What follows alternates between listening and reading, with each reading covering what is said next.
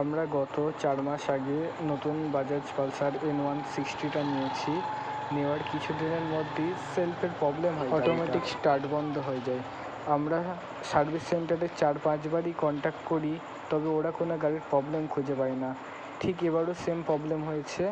তো এখন RS এসছে, দেখা যাক কী করে, কীভাবে গাড়িটা স্টার্ট দেয় তারা। একটা অন্য গাড়ি থেকে কানেকশান নিয়েছে তারের, তো এক গাড়ি থেকে আরেক গাড়িতে তার কানেকশান নিয়ে টেনে গাড়িটা স্টার্ট দেবে। গাড়িটা ঠিক এমন প্রবলেম হয়, গাড়ি স্টার্ট দিলে স্টার্ট নিচ্ছে না। তো টেকনিশিয়ান এসছে, তো এখন দেখা যাক কতক্ষণ লাগে বাইকটা ঠিক করতে। দেখো কিভাবে এক বাইক থেকে অন্য এক বাইকে তার ফিট করে গাড়িটা স্টার্ট দেবে।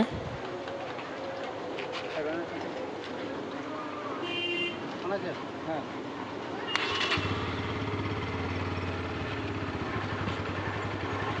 তো ফাইনালি স্টার্ট দেওয়া হয়ে গেল গাড়িটা।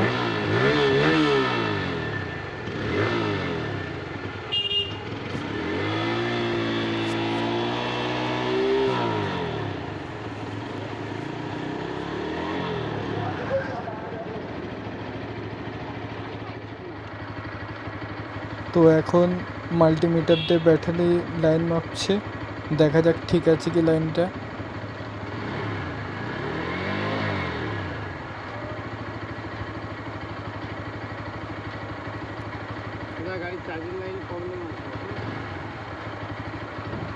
গাড়ি বলছে চার্জিং লাইন প্রবলেম আছে।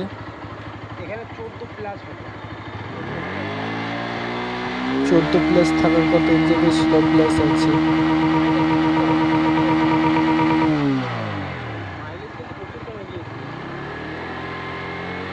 এর পাশাপাশি গাড়ির মাইলেজ অনেকটা কমে গেছে। দেখা যাক এখন শোরুমে নিয়ে যাই, সার্ভিস সেন্টারে কি বলে ওরা।